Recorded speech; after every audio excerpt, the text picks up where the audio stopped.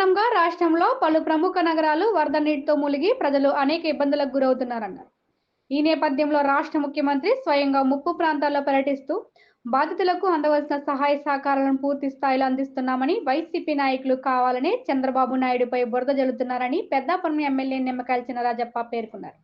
Camp కార్యాలయంలో ఏర్పాటు చేసిన మీడియా సమావేశంలో ఎమ్మెల్యే మాట్లాడుతూ పెద్దాపురం నియోజకవర్గంలో వరద నీటి సమస్య లేకుండా అన్ని సదుపాయాలను ఏర్పాటు చేయడం జరిగిందని, ఏలూరు రిజర్వాయర్ నీటిని విడుదల చేస్తున్నట్లుగా వచ్చిన సమాచారం మేరకు రిజర్వాయర్ ద్వారా వచ్చే వరద నీటి సమస్య ఉన్న ప్రాంతాల్లో ముందస్తు హెచ్చరికలు జారీ చేశామని, పెద్దాపురం నియోజకవర్గంలో అన్ని జాగ్రత్తలు తీసుకోవడం జరిగిందని ఎమ్మెల్యే వెల్లడించారు. ఆంధ్రప్రదేశ్, తెలంగాణ రెండు రాష్ట్రాల్లో కూడా విపరీతంగా వర్షాలు కురుతున్నాయి. వర్షాలు కురటం వల్ల డ్యాములు కానీ దెబ్బతినే పరిస్థితి వచ్చింది. అలాగే బ్రిడ్జిలు కానీ రోడ్లు కానీ కట్ అయిపోయే పరిస్థితి వచ్చింది.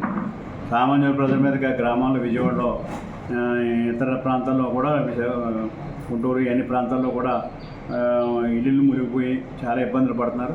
దానికోసం చంద్రబాబు నాయుడు గారు తీవ్రంగా పరిగణించి అన్ని యంత్రాంగానందం చేయడమే కాకుండా ఆయన కూడా ఫీల్డ్లో ఉండి రోజు కూడా 10, 12, 1 గంట కూడా రాత్రి కూడా తిరిగే పరిస్థితి చంద్రబాబు నాయుడు ఉన్నారు. ఎప్పుడు కూడా ఇవాళ తుఫాను వచ్చినప్పుడు కూడా ఇప్పుడు ఆయన అలాగే చేశాడు. ఇప్పుడు కూడా వరదల్లో కూడా మరి ప్రజలందరూ ఆదుకోవాలని చూస్తూ అనేక రకాలుగా మరి నిధులు కూడా ఇచ్చి డబ్బులు లెక్క లేకుండా ఖర్చు పెట్టండి అని చెప్పి అధికారులకు ఆదేశాలు ఇచ్చాడు. అలాగే అన్ని ప్రాంతాల నుంచి కూడా ఫుడ్ అందించే విధంగా చర్య తీసుకోవడమే కాకుండా హెలికాప్టర్ కానీ, డ్రోన్ కానీ ఉపయోగించి, టెక్నాలజీ ఉపయోగించి కూడా పంపుతున్నారు. ఇంకా ఎంత పంపినా ఆయన ఇంకా చేయవలసిన అవసరం ఉందో అవన్నీ కూడా చేయడం జరుగుతుంది. మ్యాక్సిమం చంద్రబాబు నాయుడు గారు చేస్తున్నారు. మరి జగన్మోహన్ రెడ్డి గారు కానీ, వైసీపీ బ్యాచ్ కానీ మరి విమర్శలు చేస్తున్నారు. విమర్శలు కరెక్ట్ కాదు. ఎందుకంటే ఇవాళ తుఫాను వచ్చినప్పుడు జగన్మోహన్ రెడ్డి గారు ప్రతిపక్షంలో ఉన్నప్పుడు విజయనగరంలో తుఫాను వస్తే విజయనగరం నుంచి పక్క నుంచి పోయేది తప్పించి తుఫాను దగ్గర కూడా రాలేని పరిస్థితి. ఇవాళ మేమైతే గవర్నమెంట్లో ఉన్నాం. ప్రజలంతా కూడా మా బాధ్యత వహించి ప్రజలు ఇబ్బంది లేకుండా చేసే బాధ్యత చంద్రబాబు నాయుడు తీసుకున్నాడు, ఇంకా చేస్తాడు.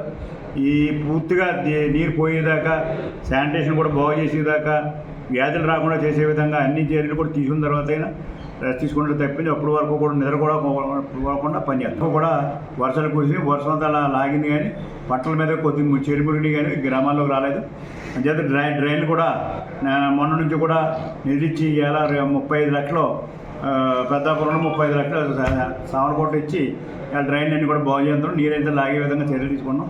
ఇవాళ ఏలేరు కూడా ఇప్పుడే చెప్పారు. ఇప్పుడు ఏలేరు వదులుతున్నాం, పక్క గ్రామాలన్నీ కూడా జాగ్రత్త కొనమని చెప్పారు. ఇప్పుడు గ్రామాలకు అప్పుడే నేను డైరెక్షన్ ఇచ్చి ఎక్కడ కూడా పక్కగా ఏలేరు పక్క ఉన్న గ్రామాలని కూడా జాగ్రత్త పడాలని అని చెప్పి అప్పుడే ఆదేశాలు ఇచ్చి టామ్డం కూడా ఇంచడం జరుగుతుంది.